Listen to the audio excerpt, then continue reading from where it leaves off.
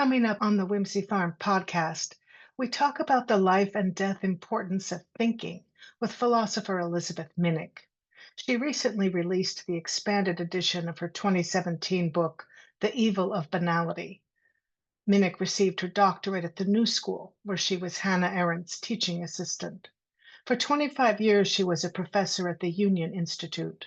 She also wrote Transforming Knowledge, and with community organizer Si Kahn wrote The Fox in the Henhouse, How Privatization Threatens Democracy. It's very difficult to conceive of 100,000 people working in something like slavery-based economy, making it possible in many ways, as well as overseeing the slaves. But you have the shipbuilders and everybody else who makes it possible. It can't go on unless it's been normalized, unless you have reliable workers who are leading decent lives. I certainly am seeing it, and I'm hearing it. It's this kind of like fog on the ground moving. You can see things will sort of quietly disappear and get covered, and the atmosphere feels different. They're getting practicing taking the next and the next, and the homegrowns, as Trump said. We're coming for the homegrowns next, he said. Anyhow, they practice and it moves on out. So people get frightened, and sometimes it's random, this student, but not that one.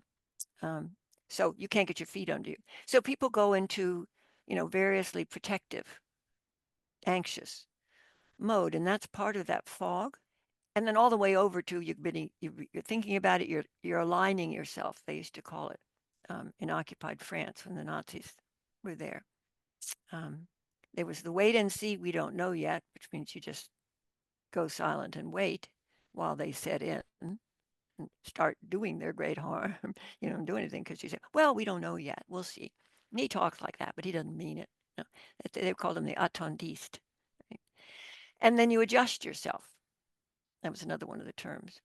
You adjust yourself to what's going on. You just, alter a few things that make it possible that you'll keep your job, make it possible that you'll get a better job. Maybe you'll get a raise because that person disappears. It's not like quicksand. I mean, there are a lot of dynamics, as we know, going on here. And I think it has been really acute, again, recently, as we become even more dependent on jobs and safety nets wobble. And the United States, of course, is pretty horrific about that in this. Lying is the same thing. I didn't do that. Or I won. Or you just say what you wish was real. If it's a political lie, it's more than likely that there is then a stake in making it true. Again, a violation.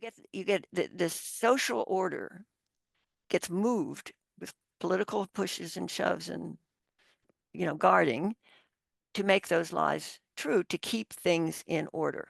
And the people who are in power and the groups that are in power and the classes that are in power. So a great deal of structure goes into creating, in effect, falsehoods.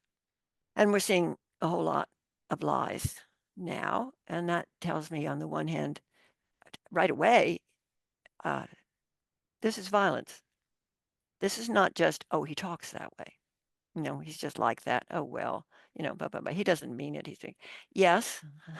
First off, it sets off a program. I keep saying throughout the book, we need to be able to be startled back into thought. Like, do you hear what he just said?